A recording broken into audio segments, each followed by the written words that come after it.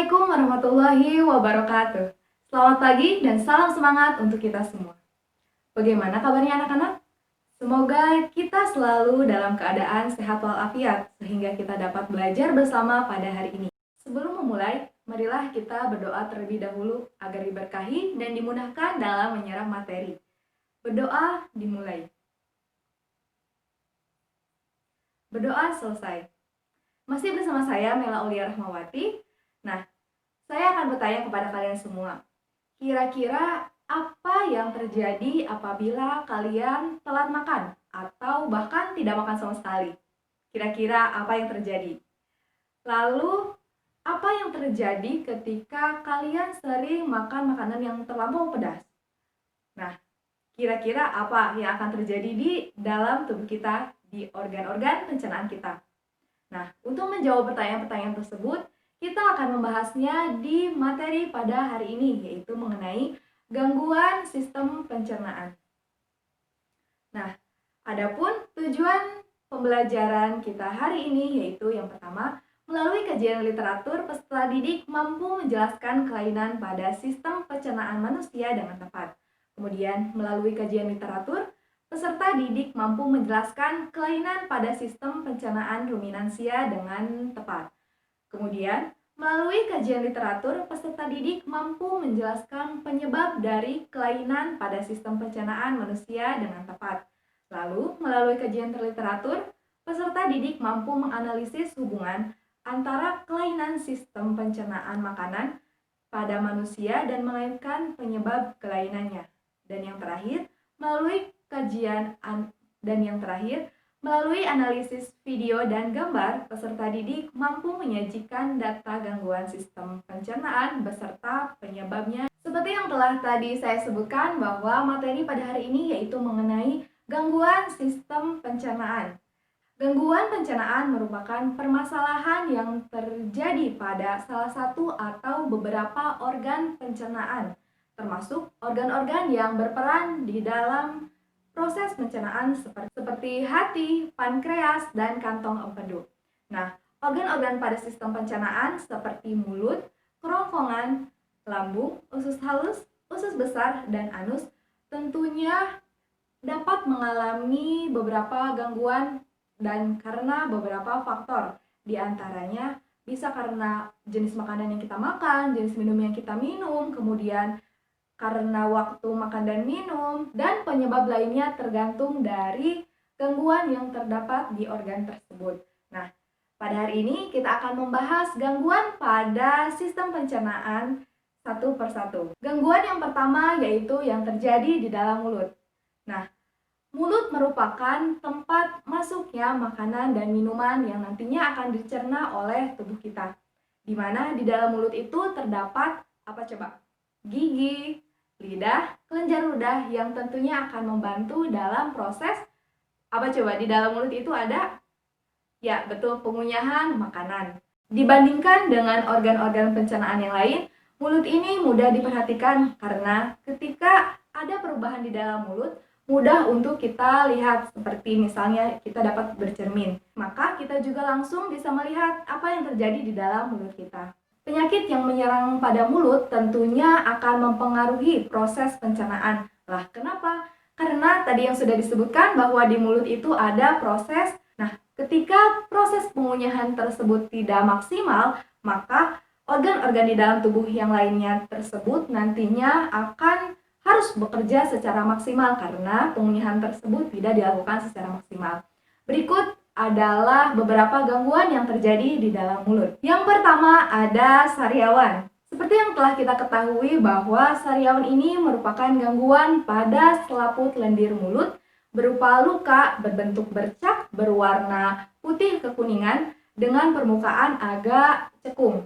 Nah, munculnya sariawan ini tentunya dibarengi dengan rasa sakit. Nah, saya yakin teman-teman di sini pasti sudah mengalami sariawan ya, setidaknya satu kali lah. Nah, bagaimana rasanya? Sakit bukan?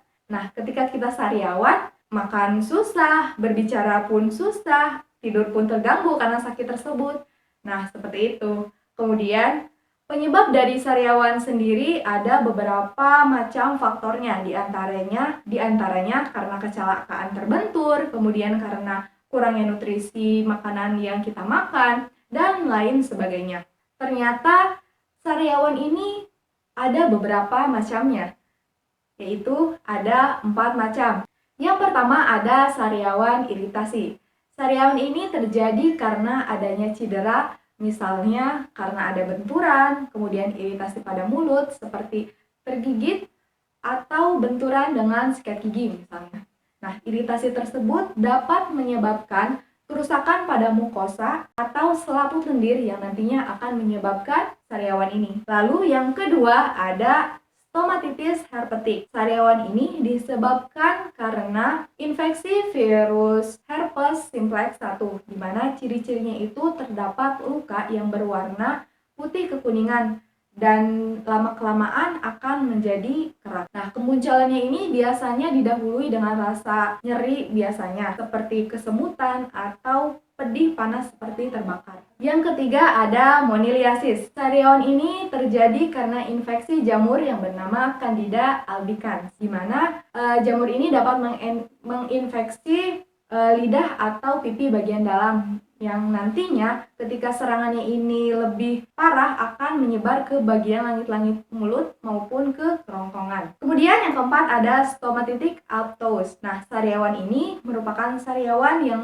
biasanya terjadi di sekitar bibir maupun pipi bagian dalam, di mana ciri-cirinya itu terdapat luka yang tengahnya itu berwarna putih kekuningan dan dikelilingi oleh luka yang berwarna merah. Gangguan yang kedua yaitu ada karies gigi.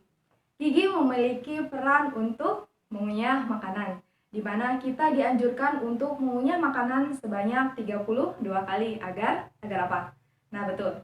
Agar makanan yang dikunyah tersebut akan menjadi lembut dan nantinya lebih mudah untuk dicerna oleh organ-organ yang lainnya. Tetapi masalahnya, makanan yang dikunyah oleh gigi itu meninggalkan sisa-sisa makanan yang tentunya akan menyebabkan gangguan, salah satunya yaitu karies gigi ini. Karies gigi ini merupakan suatu kondisi di mana rusaknya struktur dari gigi secara bertahap.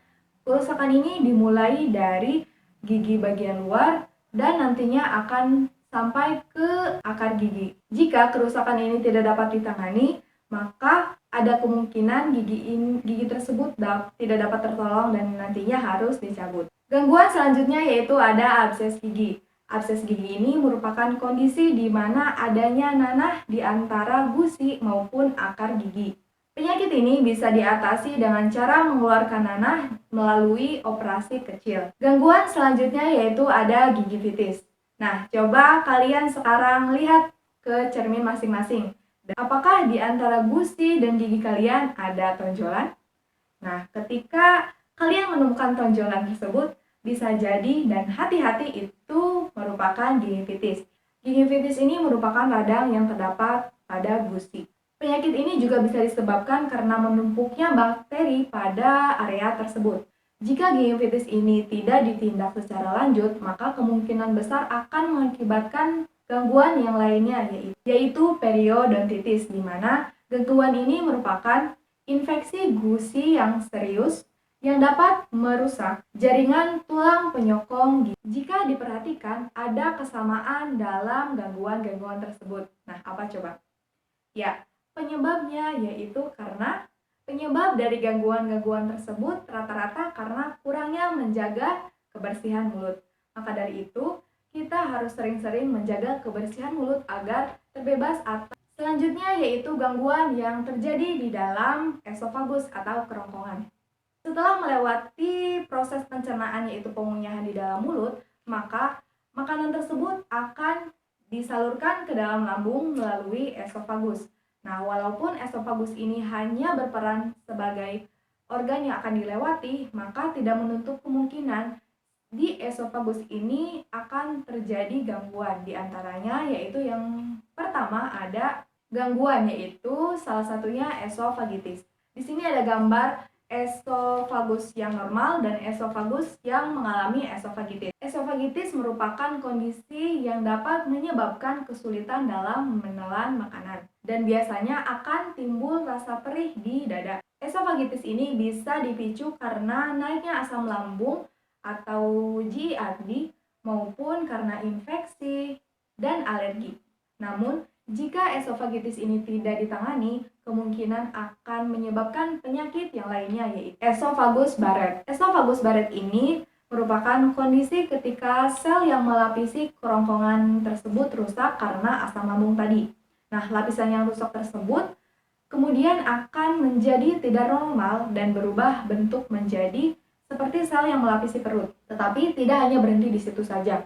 Kelainan ini jika selanjutnya tidak ditangani, maka akan menyebabkan kanker kerongkongan. Gangguan selanjutnya yaitu yang terdapat di dalam lambung. Gangguan yang pertama yaitu ada tukak lambung atau ulcus pepticulum. Tukak lambung ini adalah luka yang berada di lapisan dinding akibat terkikisnya lapisan lambung. Tukak ini juga bisa timbul di sekitar usus halus dan bagian bawah kerongkongan. Penyebabnya bisa karena infeksi bakteri Helicobacter pylori ataupun karena sering mengonsumsi obat-obatan tertentu. Gejala umum dari tukak lambung ini yaitu adalah sakit perut bagian atas dan biasanya disertai dengan kembung. Gangguan selanjutnya yaitu ada GERD atau gastroesophageal reflux disease. Saat membahas esofagitis, tadi disinggung-singgung mengenai GERD.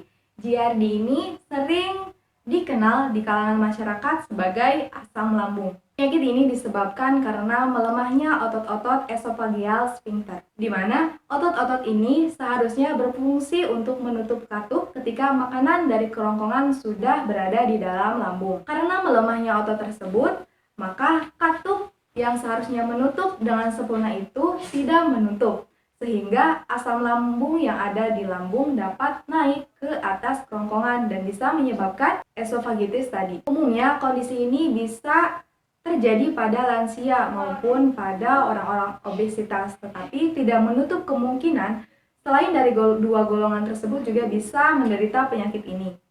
Merupakan kabar baiknya, gangguan sistem pencernaan ini bisa dikontrol dengan perubahan gaya hidup seperti mengurangi asupan kafein, memangkas lemak, dan menjaga badan ideal. Gangguan selanjutnya yaitu ada gastritis. Penyakit ini terjadi akibat peradangan pada dinding lambung. Dinding lambung memiliki kelenjar yang menghasilkan asam lambung dan enzim pepsin. Untuk melindungi lapisan mukosa, dinding lambung ini dilapisi oleh lendir atau mukus yang tebal.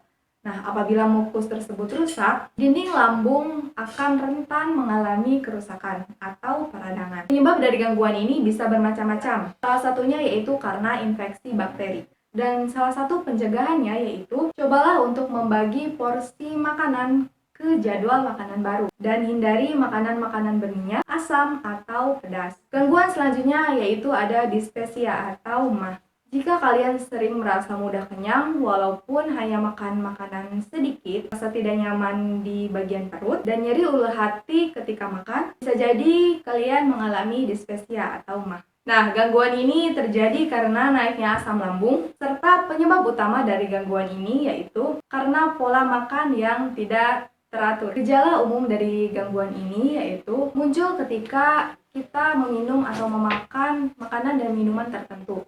Kelainan selanjutnya yaitu ada gastroparesis. Gangguan ini merupakan gangguan yang terjadi pada otot lambung. Efeknya, makanan yang dicerna oleh lambung menjadi lebih lambat terdorong ke usus halus. Sebenarnya belum diketahui apa penyebab dari gangguan ini. Sementara ini, asumsi terkuat adalah karena terjadinya gangguan saraf yang mengatur otot-otot lambung. Karena penyaluran makanan yang terlambat daripada biasanya, makanan yang tertinggal di dalam lambung dapat kemudian mengumpul dan memadat. Gumpalan ini dapat menimbulkan mual dan mengakibatkan muntah serta menyumbat lambung, sehingga makanan tidak bisa diteruskan ke usus halus. Gangguan selanjutnya yaitu yang terjadi di dalam usus halus. Usus halus menjadi tempat diserapnya makanan yang sebelumnya telah dicerna di organ-organ terdahulu. Jika terjadi gangguan pada organ ini, penyerapan makromolekul tidak akan bisa dilakukan secara optimal. Nah, berikut adalah gangguan yang terjadi di dalam usus halus.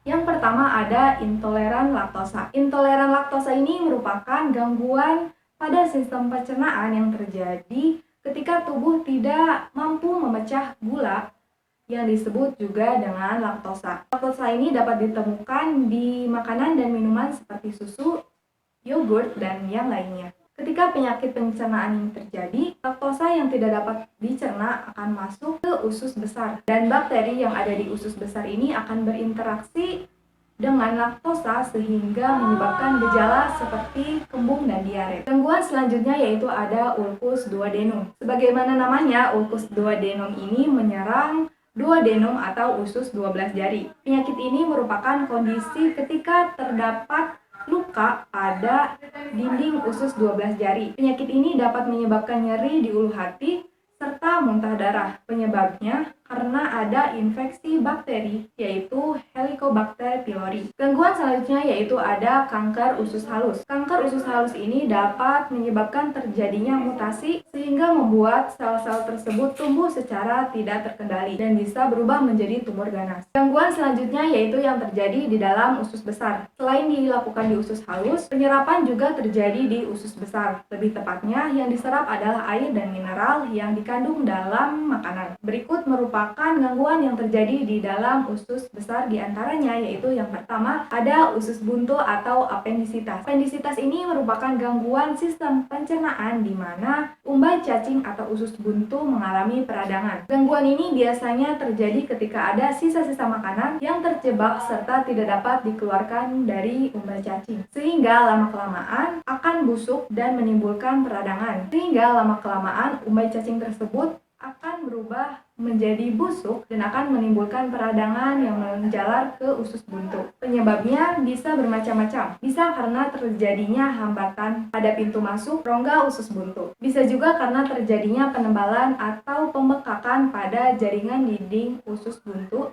yang disebabkan oleh infeksi di saluran pencernaan. Selanjutnya ada Irritable Bowel Syndrome atau IBS. Sindrom ini mempengaruhi sistem kerja usus besar. Biasanya terjadi akibat kerusakan pada cara kerja sistem usus. IBS ini pada umumnya ditandai dengan serangan sakit perut yang berulang. Sakit perut ini bisa terjadi beberapa kali dalam sehari, terutama setelah mengkonsumsi makanan. Nah, umumnya perut pengidap IBS ini akan lebih sensitif sehingga rentan mengalami sakit perut, kembung, dan gangguan pencernaan, sembelit, maupun diare. Pada penderita IBS ini, kontraksi terjadi secara abnormal, bisa lebih lambat maupun lebih cepat. Nah, bisa dilihat dari gambar, ketika kontraksi tersebut lebih lambat, maka akan menyebabkan sembelit, dan ketika kontraksi tersebut lebih cepat, maka akan menyebabkan diare. Penyebab kemunculan gangguan ini belum bisa diketahui. Namun ada dugaan sementara bahwa IBS ini terjadi karena ada gangguan pada saraf usus besar yang terlalu sensitif, serta masalah pada sistem kekebalan tubuh. Gangguan selanjutnya yaitu ada IBD atau Inflammatory Bowel Disease. IBD ini merupakan kondisi di mana adanya luka melepuh kronis di saluran pencernaan. Umumnya terjadi di usus besar. Terdapat dua jenis penyakit yang digolongkan sebagai IBD, yaitu ada penyakit Crohn dan colitis ulceratif. IBD ini bisa menyebabkan penderita mengalami sakit perut, diare, feses yang disertai darah, demam, kelelahan, penurunan berat badan, hingga kekurangan gizi atau malnutrisi.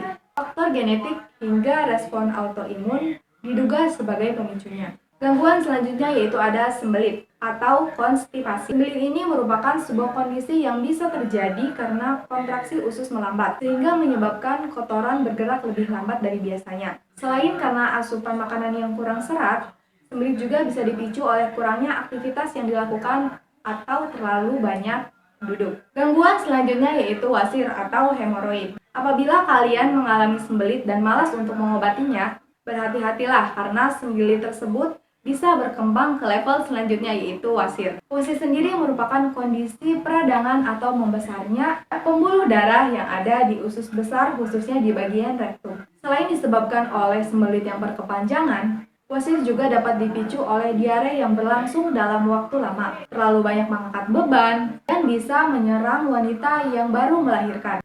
Gangguan selanjutnya yaitu ada diare. Diare ini merupakan salah satu gangguan sistem pencernaan yang banyak sekali dialami oleh masyarakat. Di mana gangguan pencernaan ini akan membuat perut terasa mulas dan feses penderita menjadi cair. Gangguan ini terjadi karena selaput dinding usus besar di si penderita mengalami iritasi. Nah, ada beberapa hal yang menyebabkan seseorang menderita diare, di mana salah satunya yaitu karena penderita mengkonsumsi makanan yang kurang higienis. Sehingga dengan begitu gerakan peristaltik usus menjadi tidak terkendali serta di dalam usus besar tidak terjadi penyerapan air. Jika feses penderita bercampur dengan nanah atau darah, maka gejala tersebut menunjukkan bahwa si penderita mengalami disentri. Gangguan selanjutnya yaitu ada colitis ulcerativa. Gangguan ini terjadi dalam waktu yang lama atau kronis, di mana gangguan sistem pencernaan ini ditandai dengan adanya peradangan pada usus besar. Peradangan di usus besar ini dapat menyebabkan iritasi, pembekakan, dan luka yang disebut juga dengan bisul pada lapisan dalam. Gangguan selanjutnya yaitu yang terdapat di dalam anus. Nah, penyakit di dalam anus yang pertama yaitu ada ambeien. Ambeien ini merupakan peradangan pada pembuluh darah di akhir saluran pencernaan yaitu di anus. Penyebab dari gangguan ini meliputi sembelit kronis, diare, kebiasaan mengejen terlalu keras ketika BAB, dan kurangnya serat pada makanan yang dikonsumsi. Gangguan selanjutnya yaitu ada fisura ani. Gangguan ini merupakan kondisi terjadinya luka atau robekan pada jaringan kulit yang melapisi saluran anus serta lubang anus. Fisura ini bisa disebabkan oleh tinja yang berukuran besar dan keras. Tinja yang besar dan keras tersebut mampu mengikis dinding anus sehingga menyebabkan rasa sakit, pendarahan, serta ketegangan pada otot yang berfungsi untuk membuka dan menutup lubang anus. Gangguan selanjutnya yaitu yang terdapat di dalam organ-organ yang berperan dalam sistem pencernaan. Yang pertama yaitu ada batu empedu. Batu empedu ini merupakan tumpukan material keras yang terbentuk di kantong empedu. Batu empedu ini bisa terbentuk karena cairan empedu yang mengandung terlalu banyak kolesterol dan limbah sisa metabolisme. Gangguan pencernaan ini juga bisa terjadi apabila adanya pelepasan empedu terhambat. Adanya batu dalam kantong empedu ini dapat menyebabkan nyeri yang hebat pada perut bagian kanan atas. Namun, kondisi ini bisa diatasi dengan cara pemberian obat-obatan hingga langkah operasi. Batu empedu ini disebabkan oleh beberapa faktor, diantaranya seperti genetik, berat badan, masalah pada kantung empedu, dan pola makan yang buruk. Kemudian selanjutnya ada penyakit kuning. Gangguan ini merupakan gangguan yang menyerang sistem pencernaan di hati, yang dapat menyebabkan tubuh mengalami kelebihan zat bilirubin. Bilirubin ini merupakan sisa pecahan sel darah merah yang diproses oleh hati untuk disalurkan ke sistem pencernaan dan dibuang bersama feses. Apabila liver atau organ hati ini rusak, bilirubin bisa bocor ke jaringan tubuh yang lainnya. Inilah yang kadang menyebabkan kulit dan bagian putih mata penderita berwarna kekuningan. Kemudian selanjutnya ada pankreatitis. Gangguan ini merupakan gangguan yang diakibatkan oleh peradangan pada pankreas. Gangguan ini dapat muncul tiba-tiba dan sembuh dalam jangka pendek atau berlangsung lama yang dapat makin memburuk dan bisa menyebabkan pankreatitis kronis. Penyebabnya bisa karena adanya batu empedu, sering minum minuman beralkohol, mengkonsumsi obat yang merusak pankreas, dan juga kelainan genetik. Adapun gangguan umum yang lainnya seperti gizi buruk atau malnutrisi, kemudian keracunan, serta cacingan. Nah, selanjutnya yaitu gangguan yang terjadi pada hewan-hewan ruminansia.